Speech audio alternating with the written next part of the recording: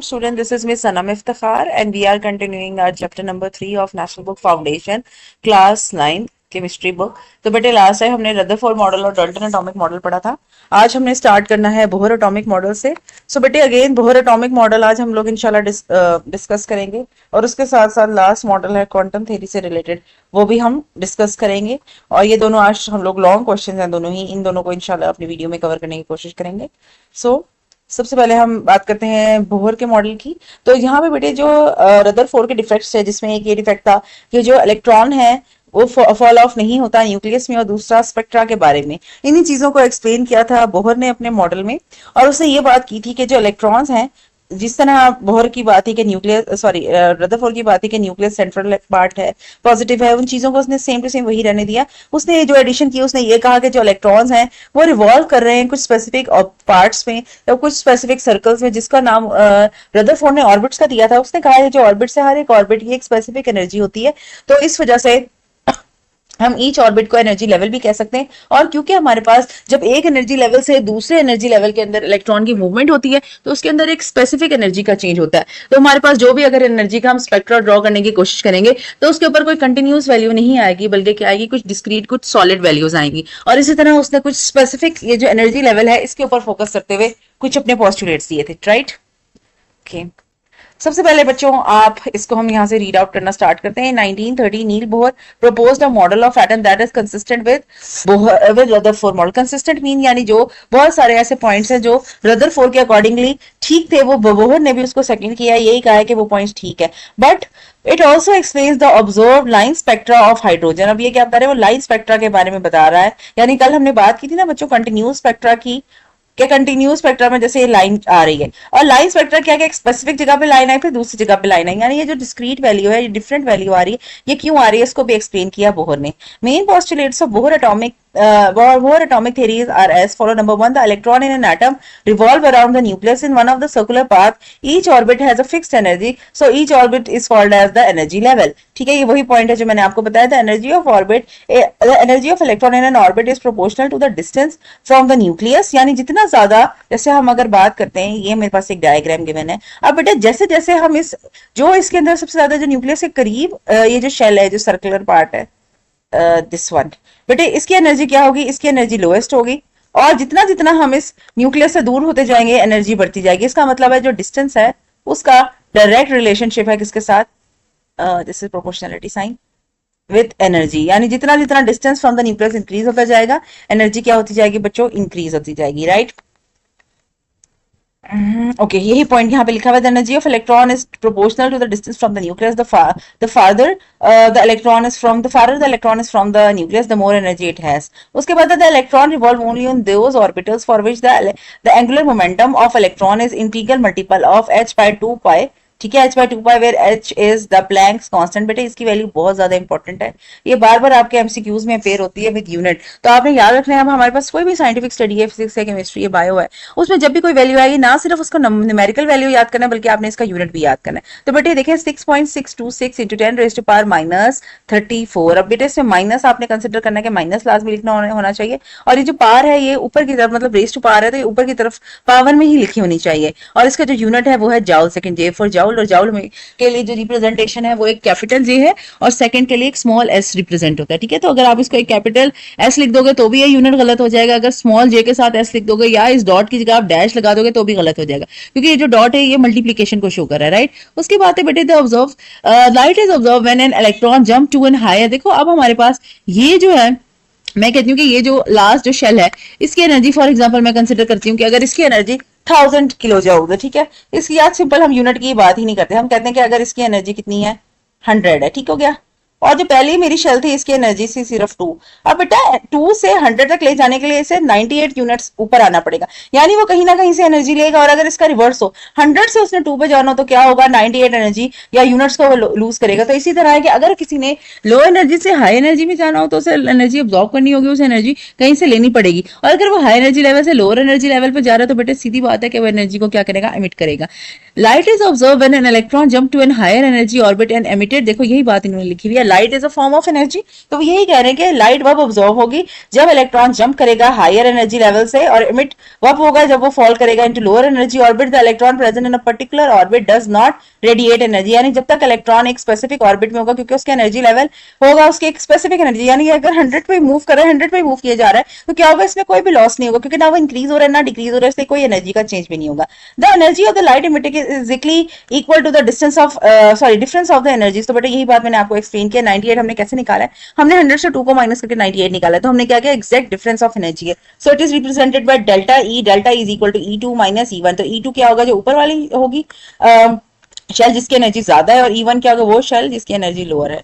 ठीक है, सो बेटे this, and you also have to draw this diagram in your paper. ठीक है, आपको मैंने एक्सप्लेन कर दिया किस तरह से एरोस लगे हुए और क्या सिग्निफाई कर रही है डायग्राम।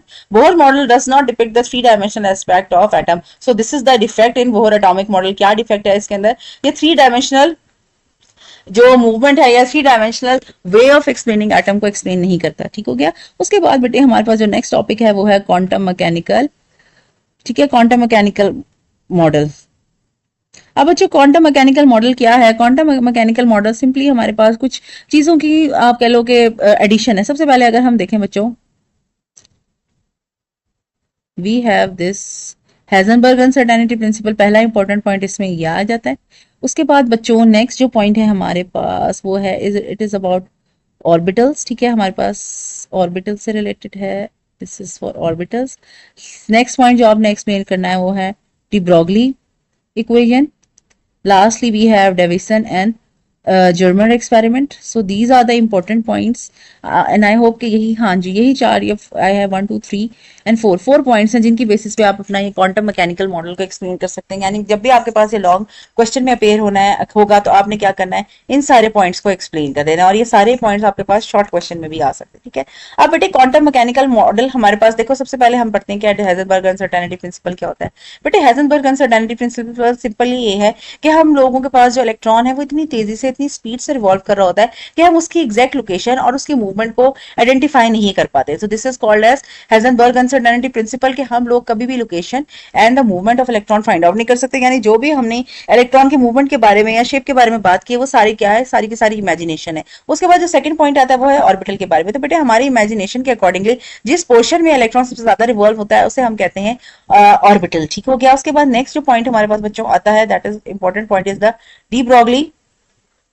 बेटे de Broglie equation, de Broglie ने कहा था कि जो इलेक्ट्रॉन है उसका डुअल नेचर होता है। अब डुअल नेचर का बच्चों क्या मतलब होता है, डुअल नेचर का सिंपली ये मतलब होता है कि electron as a solid particle भी एक्ट करते हैं और इसी तरह ये वेव की कुछ प्रॉपर्टीज भी अपने पास रखता है। और डेविसन और जर्मन ने क्या कहा था, ये डी ब्रोगली ने जो इक्वेशन के बारे में बताया था कि इलेक्ट्रॉन का डुअल नेचर है, उन्हीं को उसने क्या किया था, एक्सपेरिमेंटली प्रूव कर दिया था कि ये जो बात की है डी ब्रोगली ने ये बिल्कुल ठीक है, जस्टिफाइड है, इसका एक्सपेरिमेंटल प्रूफ दिया था। ठीक है, सो this is all about this topic. अब बेटे इन सारी चीजों को हम एक दफा रीड आउट कर लेते हैं ताकि अगर कोई ऐसा पॉइंट है जो मुझसे स्किप हो गया है वो आपको क्लियर हो जाए। राइट, नेक्स्ट बेटे we have quantum mechanical model. This is a current model used by the modern science to describe the structure of an atom. It incorporates the principle of quantum mechanics and treat electrons as wave particle entities instead of exact orbital. It defines the probability regions which are called as orbitals where the electrons are likely to be found. तो यही probability देखो क्या होता है, probability कहते हैं chances को, कि जिन regions में electron का होना सबसे ज्यादा chances है, सबसे ज्यादा favorable है, उन regions को हम क्या कहते हैं, उन regions को हम कहते हैं orbitals। ठीक है, ये सारा उसका sum up उन्होंने बताया। फिर है बेटे हमारे पास Heisenberg uncertainty principle। बेटे this is very important as a short question। ठीक है, अगर ये long question में नहीं भी आता, it can appear in your short question. Heisenberg uncertainty principle is one of the fundamental concept of quantum mechanics and was named after the German physicist called Werner Heisenberg, who formulated it in 1927. So, but this is also a date. The principle states that it is impossible to simultaneously means at the same time, एक वक्त एक ही time पे, to determine the exact location and the future trajectory of an electron. बच्चों trajectory का मतलब होता है movement। ठीक है, क्या उसका path पे होगा।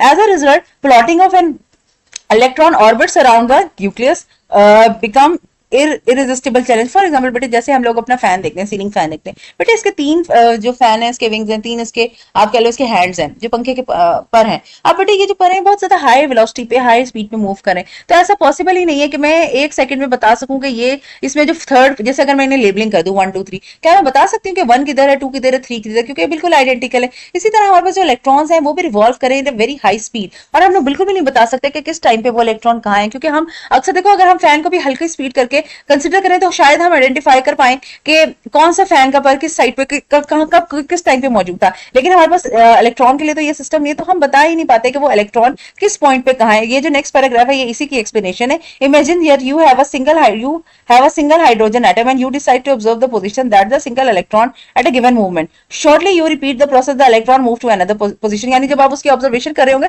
तो वो इलेक्ट्रॉन जैसे ही आप उसको ऑब्जर्व करना शुरू करेंगे वो न्यू पोजीशन पे पहुंच जाएगा। This means that the original location is one is completely unknown to you, यानी पहले आपने यहां देखा, थोड़ी देर बाद आपने देखा वो उसकी पोजीशन यहां आ गई, हम आइडेंटिफाई नहीं आप कर पाएंगे कि ये जो चेंज है ये कब आया और किस तरह से आया। Continuous repetition of the process allow the gradual construction of 3 dimensional mapping resulting a location where electron are expected to exist. यानी अब देखो हमने कुछ टाइम बाद हमें पता चला इस ट्रांजेक्टरी में यूं इलेक्ट्रॉन मूव करे, जिस भी शेप से इलेक्ट्रॉन मूव करे, तो हमने उस शेप के अकॉर्डिंगली हमने बता दिया कि अगर इलेक्ट्रॉन इस शेप में मूव करे किसी भी सर्कुलर शेप में, तो यहाँ पे प्रोबेबिलिटी, यहाँ पे चांसेस ज्यादा है कि इलेक्ट्रॉन रिवॉल्व करे। तो हम उन्हीं की बेसिस पे क्या बना देते हैं, हम यहाँ पे ऑर्बिटल बना देते हैं। ठीक है, so it is impossible to draw the orbit of an electron around the nucleus. यानी हम ये नहीं कह सकते कि एक्जैक्टली इसी पोजीशन पे इलेक्ट्रॉन होना चाहिए। सो in hydrogen the electrons has a potential to exist anywhere in a spherical region surrounding the nucleus। यानी कि जो इलेक्ट्रॉन है उसके पास पोटेंशियल है, उसके पास पावर है, वो न्यूक्लियस के इर्द-गिर्द कहीं पे भी मौजूद हो सकता है। 95% of the time the electrons will be relatively simple region of sphere close to the nucleus which is called as orbital। now this is the last line is definition, the orbital is the region of space where the electron lives। यानी क्या है, वो वहां पे मौजूद होता है, वो यहाँ पे रहता है। उसके बाद बच्चों हमारे पास है D Broglie equation. A French physicist in 1924 propose the dual. बेटे यहाँ पे डुअल के स्पेलिंग गलत है, so do correct it, it is DUAL। ठीक है, DUAL not this DUEL। ठीक है, ये स्पेलिंग गलत है, मैं इसको थोड़ा सा ऊपर कर देती हूँ। This is the spelling for dual, this spelling is faulty। ठीक है, ये स्पेलिंग गलत है, आपने इसको ठीक कर लेना। ठीक है बच्चों, this is wrong। Dual nature of electron, he suggested that subatomic particles like electrons can exist both particle like and wave like behavior। यही बात dual का मतलब दो होता है, यानी इसका particle like behavior भी है और wave like behavior भी है। His idea opened the doors for new possibility, sorry okay let me erase it first, जी हो गया erase। उसके बाद है बेटे his idea opened new doors for new possibilities in understanding the behavior of subatomic particles. This concept made a significant contribution to this development of quantum mechanics। Lastly, हमारे पास 1927 में deviation और German ने क्या कहते हैं, they experimentally confirmed the de Broglie hypothesis that electron has a wave-like behavior। The discovery led to the foundation for the modern quantum mechanics, right? उसके बाद बेटे लास्ट 2-3 पैराग्राफ्स हैं, इनको भी हम लोग रीड आउट कर लेते हैं। इसमें वही बातें हैं जो मैं आपको पहले बता चुकी हूँ, फर्स्ट 2 पैराग्राफ्स में थे। थर्ड पैराग्राफ जब हम पढ़ेंगे तो मैं आपको थोड़ा सा इसको पहले एक्सप्लेन करूंगी, उसके बाद हम इसे एक रीडिंग देंगे क्विक। सो बेटे अंडरस्टैंड, अगर आपके पास जो हमारा क्वांटम मॉड्यूल आएगा तो आपने यहाँ तक लिखना है। ठीक है, it will be the end of your long question. Next है अंडरस्टैंडिंग द एटॉमिक मॉडल। इसमें आपके पास जो कॉमन बातें सारी मॉडल्स की वो लिखी होंगी। N atomic model is a tool for understanding the structure and behavior of atom and their interaction in a chemical reaction। ठीक है, हम लोग किस तरह केमिकल रिएक्शन में इलेक्ट्रॉन्स मूव कर रहे हैं। यानी आप देखो जब भी हम लोग केमिकल रिएक्टिविटी पढ़ते हैं ना, उसके ऊपर इलेक्ट्रॉन्स की मेन जो फैक्टर होता है उसमें इलेक्ट्रॉन्स होती है, इलेक्ट्रॉन्स की पोजीशन होती है। तो एटॉमिक मॉडल हमें हेल्प करते हैं। देखो अगर मैं आपको कहूँ पहली शेल में ये, दूसरी शेल में ये चीज है, जब तक आप उसकी एक पिक्चर नहीं देखेंगे, उससे आप एनिमेशन नहीं देखेंगे, उसको विजुअलाइज नहीं करेंगे, तब तक बच्चों it won't be possible for you to imagine it. जो चीज हम इमेजिन नहीं, जो चीज हम देखते नहीं है, उसे हमें उसका रिएक्शन देखना या उसके बारे में सोचना बहुत मुश्किल हो जाता है। जब हम किसी चीज को विजुअलाइज कर लेते हैं, किसी चीज को पिक्टोरियल फॉर्म में देख लेते हैं, तो हमारे लिए बहुत ईजी हो जाता है उससे इमेजिन करना। सो बेटे any atomic model help us to understand the structure of an atom. यानी कोई भी मॉडल है वो किसके ऊपर बेस करे, स्ट्रक्चर ऑफ एटम को एक्सप्लेन करने के लिए बेस करा है। The atomic model is not a physical model. यानी ऐसा नहीं है कि मैं अगर उसके अंदर माइक्रोस्कोप के अंदर अगर मैं एक एटम प्लेस करूं या कोई मेटल प्लेस करूं तो मुझे इस तरह इलेक्ट्रॉन्स, प्रोटॉन्स और न्यूट्रॉन्स नजर आएंगे, ऐसा कुछ भी नहीं है, सारी हमारी इमेजिनेशन है। It represent a conceptual imagination. ये क्या बताते हैं, कॉन्सेप्चुअल इमेजिनेशन है जो बता रहा है इस तरह से एटम को होना चाहिए। This help to explain the experimental observation of atomic behavior. The atomic model gave us the simplified representation of the complex reality. As the research and technology progress, the scientists continue to improve our knowledge and the atomic models. Next है बेटे हमारे पास the simple view of structure of an atom कि किस तरह एक structure atom हो सकता है. The nucleus of an atom is in centre. It contains proton and neutron. Proton and neutron are collectively called as nucleons. ये मैंने first lecture में फर्स्ट लाइन में आपको एक्सप्लेन कर दिया था. Nucleus is surrounded by electrons in its shells. Proton and neutrons are massive particles. Electron, the mass of electron is very much small. So in a particular practice, the mass of atom is concentrated into the nucleus. तो बेटे ये सारी वही बातें जो हम अब तक एक्सप्लेन कर चुके हैं. अच्छा बेटे नेक्स्ट हमारे पास है न्यूक्लियर फोर्स. अब बेटे न्यूक्लियर फोर्स सिंपली क्या है? देखो न्यूक्लियस के अंदर मैंने आपको दो चीजें बताई थी. एक प्रोटॉन होता है बेटे और एक ये न्यूट्रॉन होता है. ये पॉजिटिवली चार्ज है, ये क्या है? न्यूट्रल है, इसके ऊपर कोई चार्ज नहीं. अब बेटा ये किसी फोर्स के तहत किसी वजह से ये दोनों चीजें न्यूक्लियस के अंदर बाउंड है. उस फोर्स को हम क्या कहते हैं? न्यूक्लियर फोर्स है, जो इन दोनों चीजों को एक दूसरे के बहुत करीब करके और बहुत अट्रैक्टिव फॉर्म में रखनी है. तो उसे हम कहते हैं बेटे स्ट्रॉन्ग फोर्स को हम कहते हैं न्यूक्लियर फोर्स. ठीक है. अब बेटा न्यूक्लियर फोर्स किस किस चीज के दरमियान हो सकती है? देखो न्यूक्लियस के अंदर एक प्रोटॉन नहीं होते, बहुत सारे प्रोटॉन होते हैं. न्यूक्लियस के अंदर एक न्यूट्रॉन नहीं होगा, बहुत सारे न्यूट्रॉन होंगे. यानी ये जो न्यूक्लियर फोर्स होगी ये किस किस में मौजूद होगी बेटे? प्रोटॉन और प्रोटॉन के बीच में हो सकती है. न्यूट्रॉन, देखो प्रोटॉन और प्रोटॉन के बीच में, न्यूट्रॉन और न्यूट्रॉन के बीच में, और लास्टली बच्चों प्रोटॉन और न्यूट्रॉन के बीच में. इन तीनों सिचुएशन में न्यूक्लियर जो फोर्स है वो अपना रोल प्ले करिए. Right. So the nucleus contained proton and neutron. Proton are positively charged and neutrons are neutral. The nucleus has no negative charge. The positively charged nucleon or neutron must cancel each other and the nucleus must break apart. देखो हम लोगों ने यही पढ़ा था ना, जब alpha particle nucleus के करीब आते हैं तो क्या होता है? वो डिस्ट्रैक्ट हो जाते हैं, वो बहुत दूर डिफ्लेक्ट बैक हो जाते हैं. तो न्यूक्लियस में ऐसा क्यों नहीं? देखो न्यूक्लियस में बहुत सारे प्रोटॉन्स है, पॉजिटिव और पॉजिटिव चार्ज वाले. अब इन दोनों को भी तो एक दूसरे को, या बहुत सारे जो प्रोटॉन्स हैं इनको भी तो एक दूसरे को धकेलना चाहिए था, रिपेल करना चाहिए था. तो ऐसा क्यों नहीं हो रहा? इसके बारे में हम पढ़ रहे हैं. But the atoms are stable and exist for billion of year. Therefore there must be some kind of attraction that connects them. No electrostatic और magnetic forces occur within the core. अब वो कह रहे हैं इस तरह के कोई जो इलेक्ट्रोस्टैटिक फोर्सेस या मैग्नेटिक फोर्स है वो एग्जिस्ट ही नहीं करती. ये जो कोर का क्या मतलब है? इसका मतलब है न्यूक्लियस के अंदर. ठीक है. This is because these forces involve both attraction and repulsion. Therefore the force that binds the proton और neutron together is a strong force. यानी अगर उसके अंदर कोई रिपल्जन की फोर्स होगी, जाहिर बात है मौजूद होगी, लेकिन उससे भी ज्यादा स्ट्रॉन्ग कोई फोर्स मौजूद होगी जो उस रिपल्जन की फोर्स को क्या कर रही है? उसको नलीफाई कर रही है, उसे खत्म कर रही है. This force is called as the strong nuclear force. और इस फोर्स को हम क्या कहते हैं? स्ट्रॉन्ग nuclear force है. And these are this lines are the definition. It is defined as a strong attractive force that binds the protons and neutrons together. The force is stronger than the electrostatic. Again it is done by mistake बच्चों. So this force this force is stronger than electrostatic or magnetic forces. This force exists between neutron and neutron. Again यहाँ proton and proton and neutron and proton. So this is बेटे all about some nuclear force. This can appear in your short question. ठीक है बेटे, ये जो last 3 paragraphs हमने discuss किए हैं, this can appear in your short question. I hope बच्चों आपको ये 2 topics अच्छे से समझ आए होंगे.